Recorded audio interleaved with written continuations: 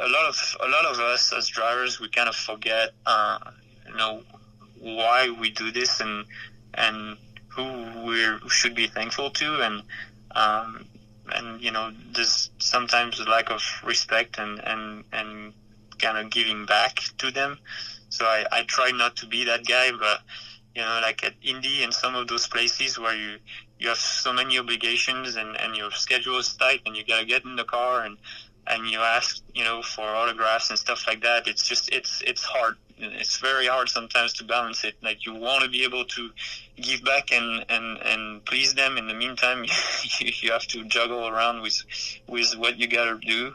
So it's not always easy, but I really try to come out of the garage and give back as much as I can and engage with them. If they have questions or if they want to talk, because ultimately, if they don't show up, we don't get to do what we love. So we owe it to them.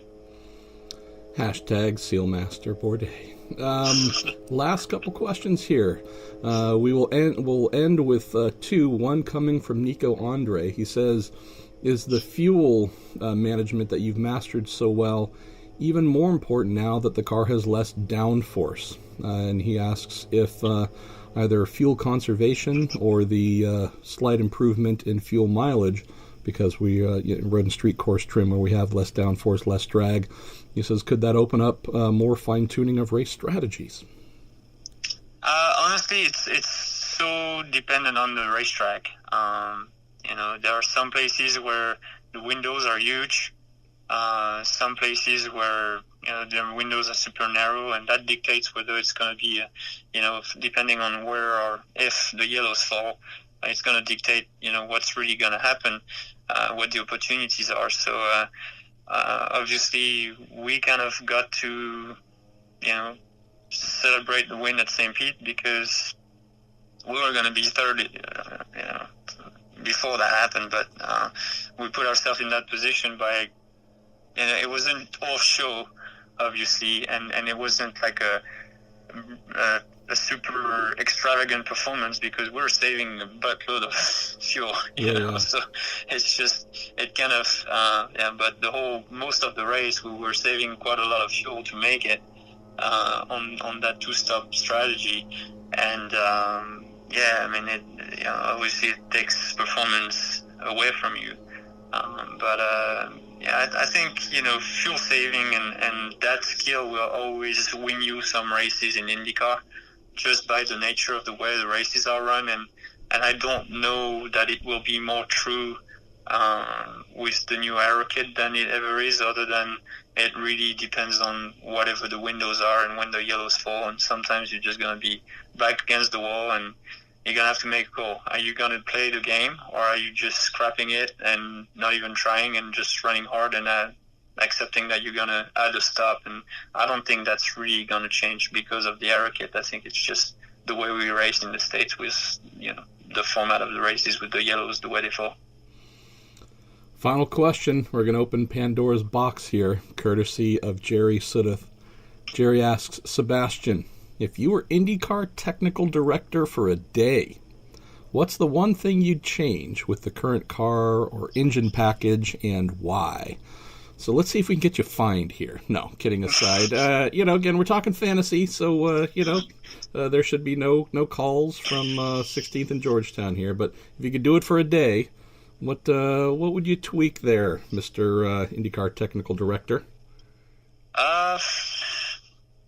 I think, honestly, what made the Champ cars what they were, and, being really awesome cars to drive, that you could get the balance really, really close. I think had a lot to do with the tunnels and the underfloor of the car, which obviously we've gone towards less drag and disturbance from the top by reducing it and getting a more workable underwing, but we still have a flat bottom car, for the most part. And nothing like we used to have in Champ cars. And I think that big mouth that we used to have in the Lolas and the Panos was, significantly less ride height sensitive and produced a better behaving car and a more fun for me to drive. But, that that just be kind of a me consideration. I love the idea, and that was one of the things. But also more power, but that's probably coming, in the next generation.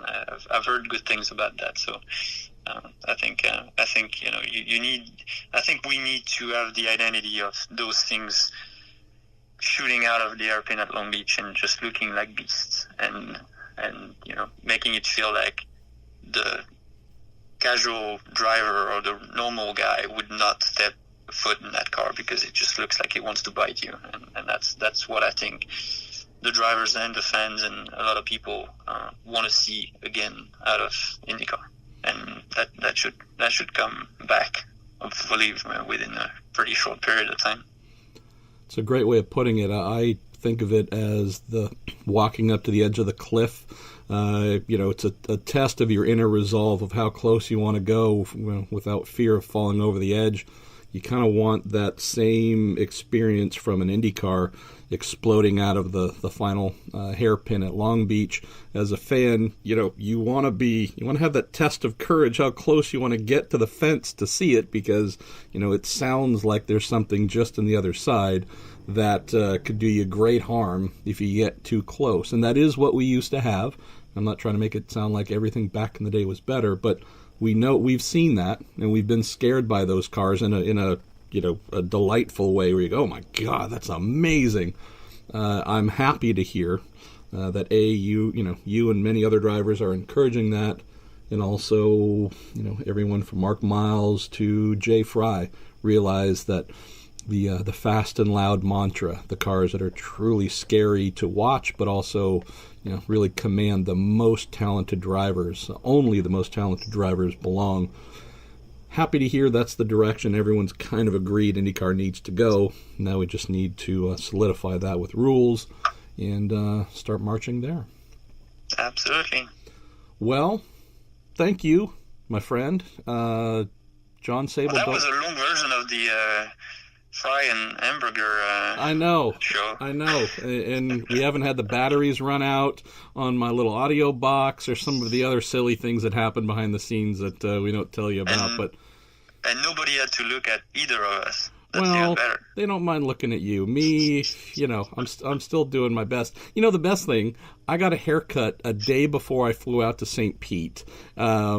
You and I do our various videos, and one of the comments was like, Pruett, or you should tell Pruett to go to Great Clips and get a dang haircut. And I'm like, damn it, man, I just did 2 days ago, and I'm still, all right, how's this? One of the great things about doing what we do, Seb, is we will always have people telling us how to do things better or different. So with that said, John Sable, be sure to drop me a note and get me an address so we can send you some swag for sending in my favorite question last week. And tune in next week, everyone, to find out whose question I like the most, so you can get some more free stuff from our friends at Toronto Motorsports. And with all that said, I am Marshall Pruett. This is the Week in IndyCar on the Marshall Pruett Podcast, presented by Cooper Tires.